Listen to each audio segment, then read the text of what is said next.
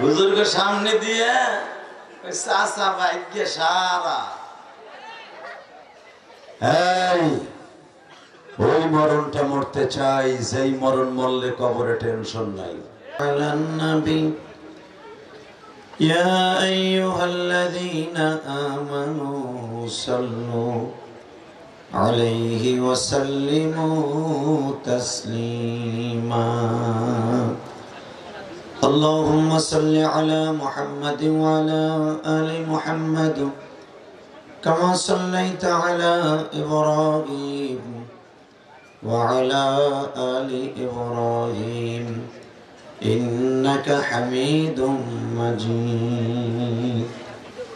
সমস্ত প্রশংসার মালিক কে? আল্লাহ। এখানে আসার তৌফিক কে দিবেন? আল্লাহ।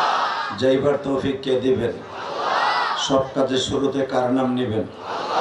খানা খাওয়ার সময়, আল্লাহ। পানি খাওয়ার সময়, আল্লাহ। সুদ খাওয়ার সময়, সুদ খাওয়া হালাল না হারাম? এ চাচা জোরে কর। এ মাইকেলা টন ব্যাস বাড়াও, মাস্টার বাড়াও, একসাথে বলতে হবে সুদ খাওয়া হালাল না হারাম? খাইতে খুব আরাম। একটা কাজে সুদ খায় তার নিজের আপন মার সাথে জেনা করার গুনাহ হয়। এখন সুদ ভালো করে খান, সুদের টাকা লয়ে বিদেশ যান, শীতের টাকা নিয়ে বিল্ডিং করেন, যতদিন পর্যন্ত বিদেশ বসে আপনি ইনকাম করবেন সব হারাম। পোলাপন্নে খাওয়াবেন, একটাও মানুষ হবে না।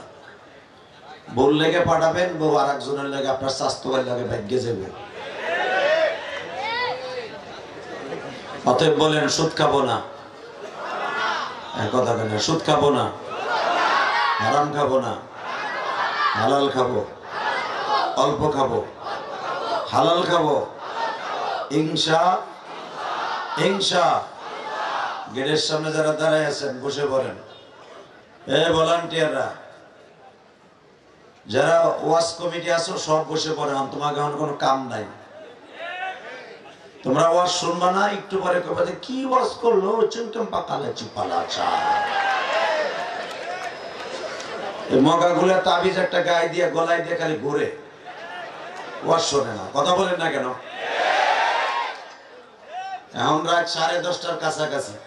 আমি এই বছরের ভিতরে 10:30 কোনোদিন ওয়াজের মাঠে উঠি নাই। আর যদি শুনি আমার 10টা উঠাবে, আমি ওই ওয়াজ নেইও না। অতএব যতটুকু সময় আলোচনা চলবে আপনি থাকবেন না ভাগবেন? সবাই থাকবেন, সবাই থাকবেন। আল্লাহকে হাত উঠে দেখান তো কে কে ভাগবেন।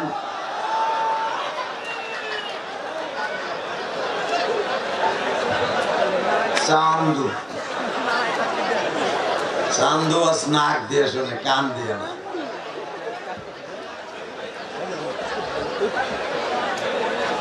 একসাথে বলতে হবে সর্বময় ক্ষমতার মালিক কে? ওই আল্লাহ আছে না নাই? বিশ্বাস হয়? হয়? ওখানে এমন লোক আছে ইশারের নামাজটা পড়ে নাই। কি বিশ্বাস করলেন যে আল্লাহ আছে? আমি কইছি এমন লোক আছে, আপনারা আর বেড়ে দিতে হবে না, তাতে পইরেই আছে। ও বাবা কি নামাজি! এই মুসলমানের পোলা আওয়াজ দিয়ে বলেন নামাজ পড়া কি না গরজ? গরজ না? যদি গরজ না হয় কি জন্য নামাজটা পড়ে নাই বলেন? এবার শুনে কি লাভ? আর এই যে যারা এখন আজকে ধরেন ওয়াজ যে সময় শুরু করছি 12টার আগে তো শেষ হইতেছে না ইনশাআল্লাহ, তাহলে 12টার পর্যন্ত ওয়াজ শুনে ফজরের নামাজ কয় চান্দু পড়বে? হ্যাঁ, কয়জন চান্দু পড়বে? এটা আমার কাছে বুড়ার ডেট ফেল গুলো তো পড়াই লাগবে, কারণ বুড়ির গুতায় ঠাকতে পারবে না, খেতার নিচে নিমুছে দিয়ে যাবে, এটা আমরা জানি। অতএব একসাথে বলতে হবে এইরকম ওয়াজ আসলে ঠিক না। প্রধান বক্তা 9টায় উঠবে, 11টায় শেষ হবে। কারণ এখন 11টা মানে গরমকালের 2টা। কথা বলেন না কেন? আরো জোরে বলেন। অতএব যতটুকু সময় চলবে আল্লাহ যেন আমাদের সবাইকে আমলের নিয়তে শোনার তৌফিক দান করে। আমিন। এই ইমাম সাহেব বক্তব্য দিলে হ্যাঁ ফজর নামাজ পড়াবে জিমাইতে জিমাতে। আল্লাহ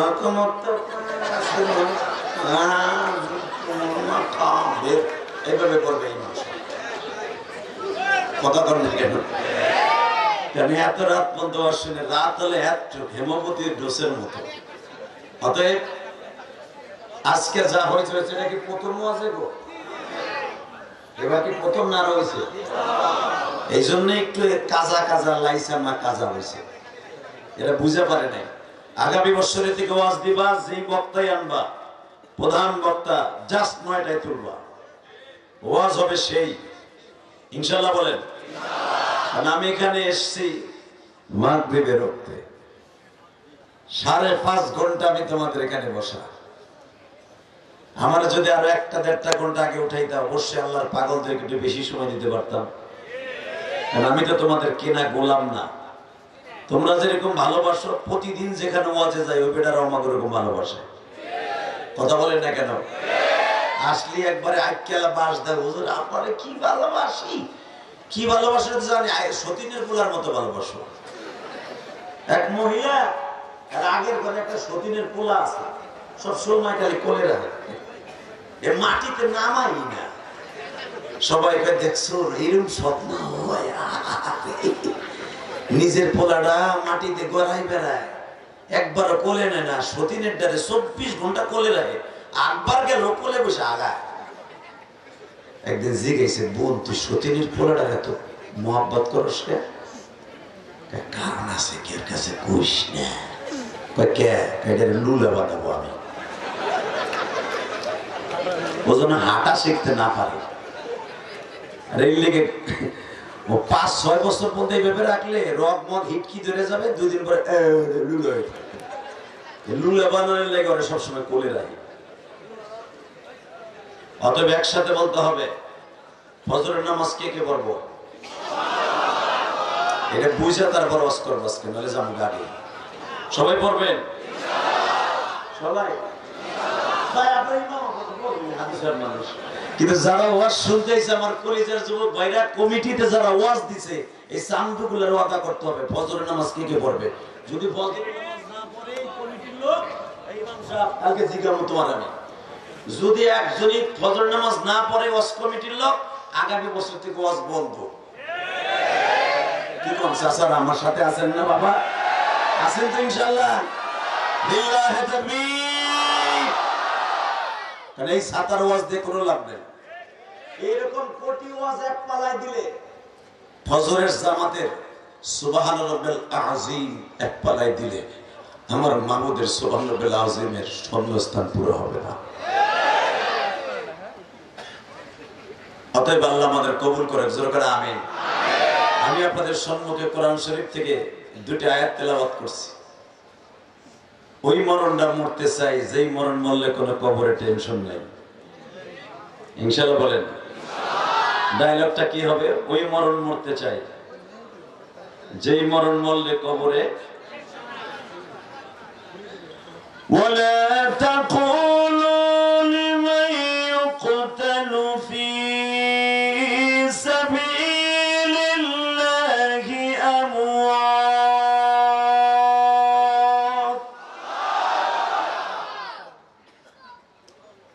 আপনাকে ভাষা দেখতে হয় না, এই যে লম্বা বেড়া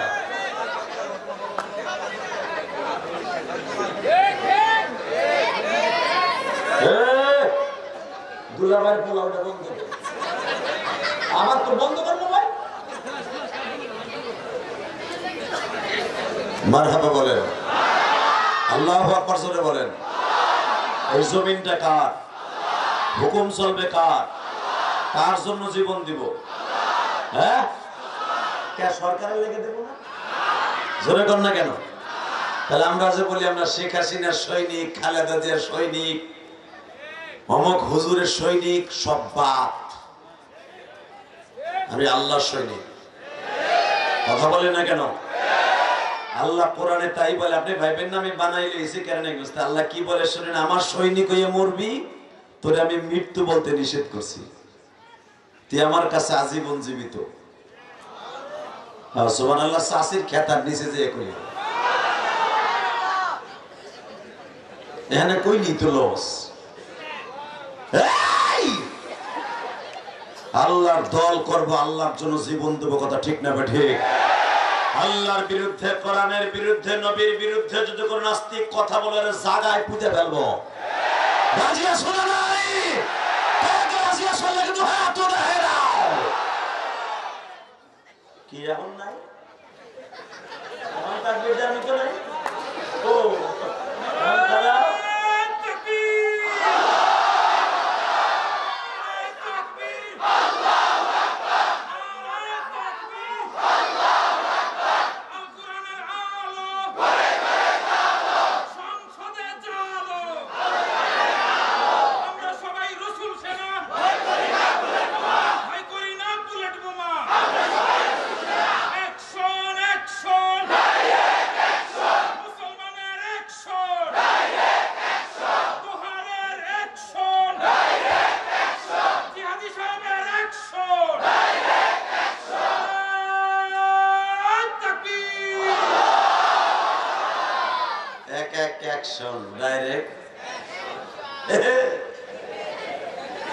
হুজুরকে সামনে দিয়ে চাচা ভাগ্যে সারা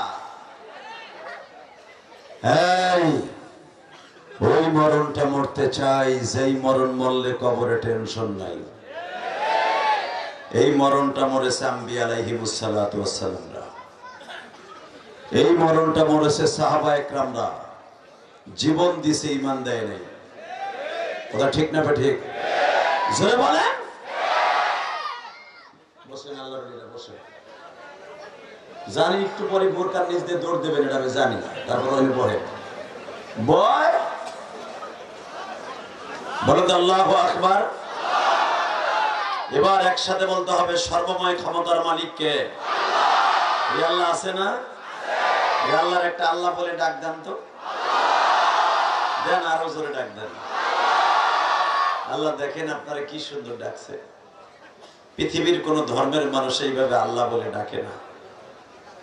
পৃথিবীর যত দেশে গেছি তারা নিজের মন গড়া আপনার ডাক শিখছে। তারা আকাড়ার গোষ্ঠী হিন্দুরা কয় ভগবান, আকাড়া না?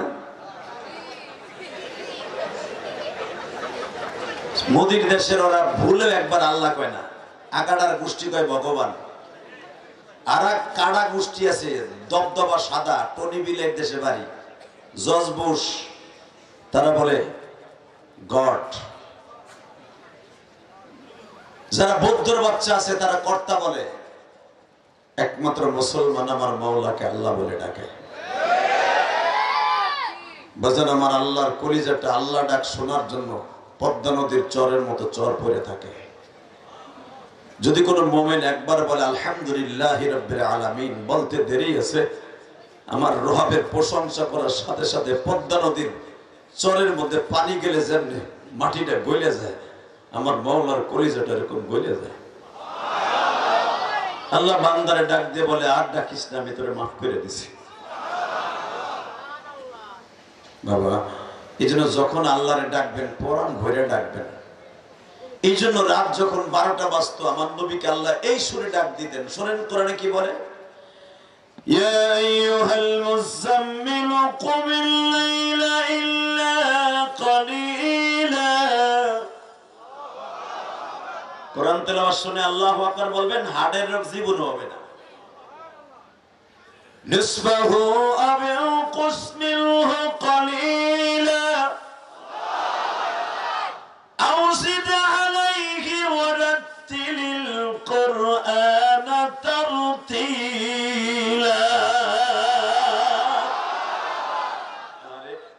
রাত 12টা যখন বাজতো আমার আল্লাহ এই সুরে তার নবীরে ডাক দিত, ইয়া আইয়ুহাল মুযাম্মিল, ইয়া আইয়ুহাল মুযাম্মিল। ইয়া হরফে নিদা, ডাকার জন্য ব্যবহার হয়, উলামা একরাম বুঝবেন। ইয়া হাই ওইটারে পিছনে লন, যেটা হাসছে ওইটারে আপনাদের মাঝখানে লন। একসাথে ইয়া আইয়ুহাল মুযাম্মিল কুমিল লাইলা ইল্লা কালিলা নিসফাহু আও ইনকুস মিনহু কালিলা আও জিদ আলাইহি ওয়ারাত্তিলিল কুরআন তারতিলা। নবী ওঠেন, ইয়া আইয়ুহাল মুযাম্মিল, ও কালো চাদর গায়ে দেনেওয়ালা বিবিদের কাছে শুয়ে আছেন, ওঠেন কুমিল লাইলা ইল্লা কালিলা নিসফাহু ওয়া বিনকুস মিনহু কালিলা। অর্ধেক রাত ঘুমান আর অর্ধেক রাত আমি মাওলার কুদরতি পায়ে সিজদা দেন।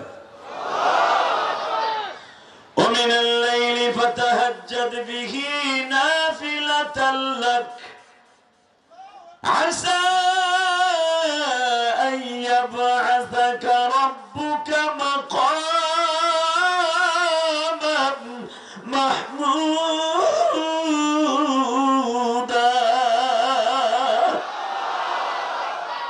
বাবা, ফরজ নামাজ এটা আল্লাহর হুকুম, আল্লাহর ফরজ। নফল গুলা হলো আমার আল্লাহর এক্সট্রা প্রেমের একটা বন্ধন, এক্সট্রা প্রেমের বন্ধন নফল। ওয়ামিনাল লাইলি ফাতাহাজ্জাদ বিহি নাফিলাতাল লাক আসা আইয়াবআসাকা রাব্বুকা মাকামান মাহমুদা। বান্দা, তুই যদি নফলে দাঁড়ায় যাস, আমি তোর জন্য স্পেশাল একটা রুম রেখে দিয়েছি, স্পেশাল একটা কুড়ি রেখে দিয়েছি, সেটার নাম মাকামে মাহমুদ। এই জায়গায় অন্য কোনো মানুষ দাঁড়াইতে পারবে না, একমাত্র যারা নফল নামাজ পড়বে, তাহাজ্জুদ পড়বে, তাদের জন্য। এই জন্য দেখবেন যারা ইমাম, মসজিদের ইমাম, খতিব, মাদ্রাসার হাফেজ সাহেবরা, মাদ্রাসার তালিবে ইলমগুলা, তাদের নসিব এই মাকামে মাহমুদ হবে। কারণ কি জানেন? এরা ভোরের হাওয়া এই শরীরে লাগায় আমার মাবুদের কোরআনের দ্বারা। কথা বলেন না কেন?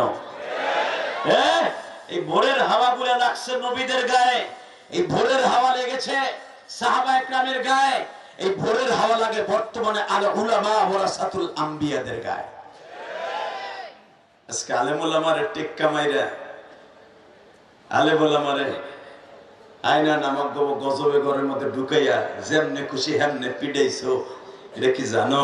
আয়না ঘরে বই একজন চুপ থাকে নাই, সবাই আমার মাওলারে ডাকিয়া কবুল বানায় হয়েছে। আল্লাহু আকবার বলতে পারে। ছাত্র আন্দোলন কি ওরা বিএমপি 15 বছর কত কি সেন্দারি দেখাইছে, কাম হয় নাই। আমরা হুজুররা 32 দলে ওর বাবা ফেনা ফেনা বানায় আলাইছে, বিডিরে পশম লাগাইতে নেই। কথা কন না কেন? এই ছাত্ররা কেমনে পারছে? এই আয়না ঘর নামে গজব করে বইয়া বইয়া উলামা একরাম ওইখান থেকে পতনের পাশ করাই আইছে। ওই আল্লাহ এখন আছে না নাই? জোরে বলেন। আপনারা জানেন না, যখন আমরা এক জায়গায় বসি, যারা জেলখানায় ছিল, নাম বলবো না, এক জায়গায় বসলে বলে যে হাদি ভাই, আপনি তো মুখ ফিরে মানুষ, আপনার কাছে বলতে ভয় লাগে, কিন্তু আপনার কাছে বলি কাজে লাগবে। আমার ওটা তো আমরা বলতে পারি না। এমনও গেছে পিছনের দিকে হাত বাইন্ধে উলঙ্গ করে পিড়েছে, 11 দিন পর্যন্ত পিছনে হাত বাইন্ধে থুয়ে দিছে। নামাজের কথা কইছে থেকে একটা ঘুষি মারছে।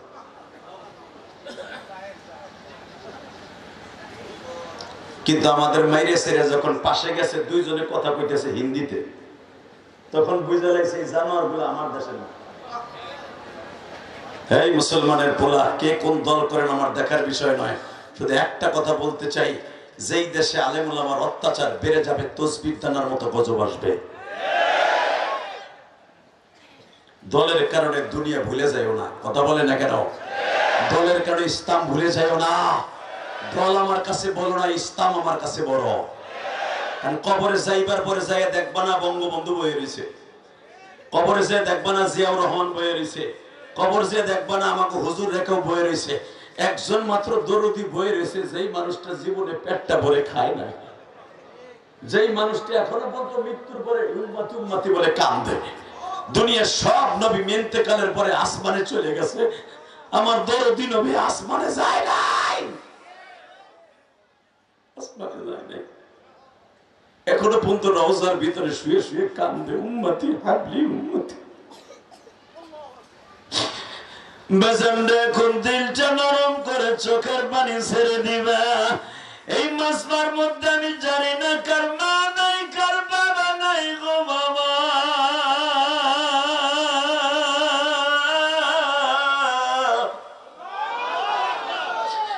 একদিন আমি আর তুমিও দুনিয়ায় মোড়ায় থাকবো না। শুনলাম এই সংগঠনের 2টা ছেলে মারা গেছে। মারা গেছে না? এই মোড়ার সংগঠন, কি সংগঠন নাম কি তোমাদের? মৌড়া একতা যুব সংঘের উদ্যোগে যুবক, যেই যুবক দুইটা মারা গেছে, এই যুবক দুইটা তোদের মডেল রেখে গেছে। আমরা চলে যাইতেছি, একই সংগঠনে কাজ করছি, আজকে আমরা চলে যাই, তোরা আওয়াজ রেডি হয়ে আসিস। কবর কারো বাপ দাদার পৈতৃক সম্পত্তি নয়, কবরে যেই যাবে ওই মাটির এত চাপ। পৃথিবীর এমন কোন লোক নাই যদি নেক আমল সাথে না নিয়ে যান, কবর আপনার সাথে খারাপ ভালো ব্যবহার করবে। অতএব চোখের পানি ফেলে আজকে কানবেন, বলেন তো আল্লাহু আকবার, বলেন তো আলহামদুলিল্লাহ। আল্লাহ দেখো, ওয়াজ শুরু করার আগে আমার অনেক বাজানের চোখ ভরা পানি, তাহলে বোঝা গেছে এরা আমার হয়তো মা হারা, হয়তো অনেকের বাপ হারা, হয়তো এই সংগঠনের দুইটা যুবক চলে গেছে, হয়তো এই সংগঠনের আত্মীয় স্বজন এখানে আসে। আল্লাহ যারা চলে গেছে ওদেরকে মাফ করে দিও আল্লাহ। যারা একতার যুব সংঘ, যারা এই ওয়াজের আয়োজন করছে, ওরা ইচ্ছা করলে ব্যায়াম পার্টি আনতে পারতো, ইচ্ছা করলে এখানে ওরা জেমস রে আনতে পারতো, ইচ্ছা করলে আরো বড় বড় কণ্ঠশিল্পী এনে এরা উদ্বোধন করতে পারতো। এদের সংগঠনের ভিতরে হয়তো এমনও ছেলে আছে যারা কোরআনকে ভালোবাসে, আলেম ওলামাকে ভালোবাসে, এই জন্য আজকে ওয়াজের আয়োজন করেছে।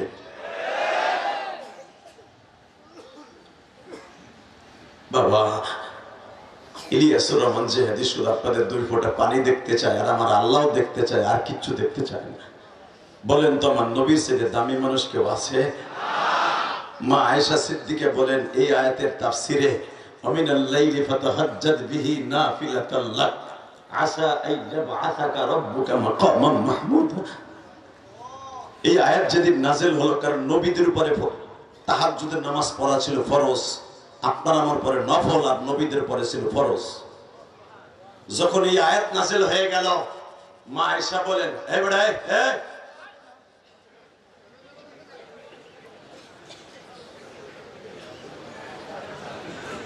খবরদার, জাগায় মুতাই দিম একবারে। আল্লাহু আকবার জোরে বলেন তো। এই কোণারে যারা দাঁড়ায় আসে, কোনায় বসো, একটাও দাঁড়ায় থাকতে পারবো না, বসো। কমিটির ভাইরা বসে পড়ো, এখানে সবাই বসো। তোমাদের চোখের পানি আল্লাহ চায় সংগঠন টিকে থাকবে তোমাদের চোখের পানির বদৌলতে। বসো তো, কেউ পিছনে যাবে না, সব স্টেজের উপরে আসো, নাহলে এখানে সামনে বসো। তোমরা মাটিতে বসে আল্লাহকে দেখাই দাও, আল্লাহ আমরা ওয়াজ দিয়েছি আমল করার জন্য। আল্লাহ আমাদের চোখের পানিগুলো কবুল করো, আমাদের সংগঠনকে টিকে রাখো। তোমাদের এই সংগঠন একদিন এই দোহারের সবচেয়ে গ্রহণযোগ্য একটা সংগঠন হবে। আল্লাহু আকবার জোরে বলতে হবে। টাকা ওই দিকে, কোনো দিকে ঘাড় ঘুরানো যাবে না, আর উঠাও যাবে না। আলোচনা যত সময় চলবে, থাকবেন তো ইনশাআল্লাহ। আল্লাহ কবুল করুক, জোরে বলেন আমিন। বুখারী শরীফের হাদিস, বাবুন নওয়াফিল। বিশ্বনবী কলিজার টুকরা স্ত্রী মা আয়েশা বলেন, আমি রাত 12টার পরে দেখতেছি আমার স্বামী আমার কম্বলের নিচে নাই, কম্বলের কাছে আমার কোল বালিশ। আমি লাফ দিয়ে দাঁড়ায় গেলাম, কি ব্যাপার, আমার এতিম নবী কই গেল? যে দেখি ভাতের পানির ডেকসি যেমনি ঘর ঘর আওয়াজ হয়, ঢাকনি লাগায় রাখলে ঘর ঘর ঘর আওয়াজ হয় না, আমি দেখি আমার নবীর বুকের ভিতরে কান্নার আওয়াজ হইতেছে, জোরে জোরে জোরে জোরে জোরে জোরে। এই বেটা, আমার নবী কোনদিন জাহান্নামে যাবে না, এটা আমার নবী জানতেন। পৃথিবীর শ্রেষ্ঠ মহামানব নবী, এটাও নবী জানতেন। তারপরও কেন এত কাঁদছে? মা আয়েশা কান লাগায় শোনে, জানালার কাপড় সরায়। সে আমাদের জন্য কান্দে না, ছেলে মেয়ের জন্য কান্দে না, উম্মতের জন্য কান্দে।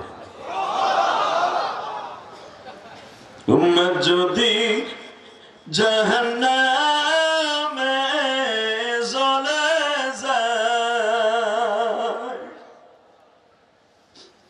তোমার বন্ধুর জান্নাতেরই দরকার নাই। হে মোরার বাইরা,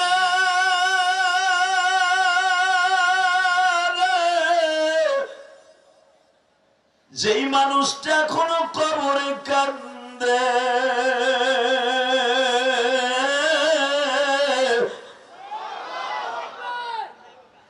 চতুর্থ হিজরি থেকে যখন বিশ্ব নবীর সামনের দুটা দাঁত ভাঙ্গা হয়, ওদের মাঠ থেকে আসার পরে আমার নবী কোনদিন গোশত চাবায়া খাইতে পারে না।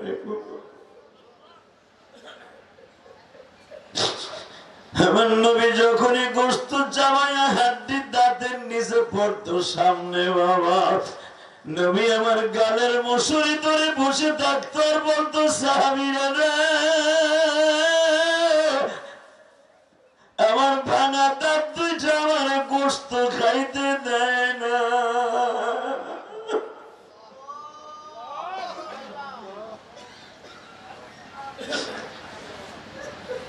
আমি আপনাদের দুইটা পাও ধরে বলে দিয়ে যাই গো বাবা, ওই মরণটা মরতে চাই যেই মরণ মরলে কবরে কোনো টেনশন নাই। ওই মরণটার আগে চোখ দিয়ে 2 ফোঁটা পানি দিয়ে আমার মাওলারে দেখায় দাও, আল্লাহ